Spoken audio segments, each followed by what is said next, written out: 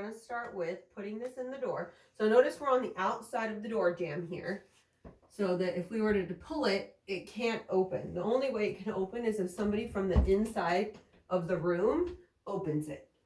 So I put it on, then I test it, like I do a little safety test with my body. And then I'm going to shorten these because I have a smaller distance here.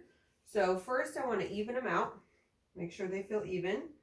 Then in order to shorten them, I'm going to push on the lever and then pull this, and that's going to shorten it. And then I want to do the exact same thing to the other side. So this one, I'm going to push the lever and then pull this one to shorten it. So when I shorten it though, I have to make sure that they measure the same. So I'm going to even them out, even the buckles out. And then hands go facing toward each other. And we're going to go pull up first. So first I give it like a portion of my weight and just kind of tug it to make sure there isn't any more tension left on the other side. Then I'm going to extend backward with my elbows and pull up. So this is a modified pull up. The weight goes on my heels. Notice my butt's lower than my body. I should have worn shoes. And then I'm going to go backward, bend the elbows, shoulders down, and pull up this way.